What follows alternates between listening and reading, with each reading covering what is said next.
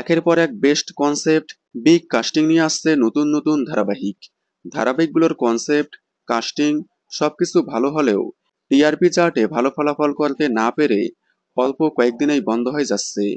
এরপর আবারও নিয়ে আসা হচ্ছে নতুন নতুন ধারাবাহিক। এবার স্টার জলসায় আসছে আরও একটি নতুন ধারাবাহিক।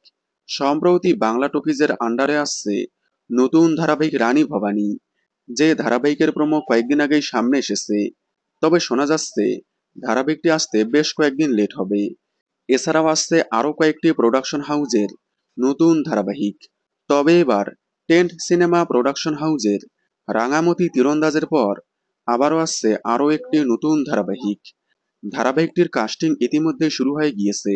আইপিএল শেষ হলেই প্রোমো সামনে আসবে এই ধারাবাহিকের। শোনা যাচ্ছে এই ধারাবাহিকে নায়কের চরিত্রে লুকসেট দিয়েছে অভিনেতা সোহম বসু রয় চৌধুরী, যাকে এর আগে রাখি বন্ধন ধারাবাহিকে বন্ধনের ভূমিকায় দেখা গিয়েছিল। এছাড়াও দেখা গিয়েছিল কলের বউ ধারাবাহিকে। তবে এখনো পর্যন্ত ফাইনাল হয়নি নায়িকার ভূমিকায় কাকে দেখা যাবে, তা এখনো জানা যায়নি। আপনারা টেন্ট সিনেমার আপকামিং এই নতুন ধারাবাহিকটিতে প্রধান নায়ক নায়িকার ভূমিকায় কাদেরকে দেখতে চান কমেন্টে জানাবেন।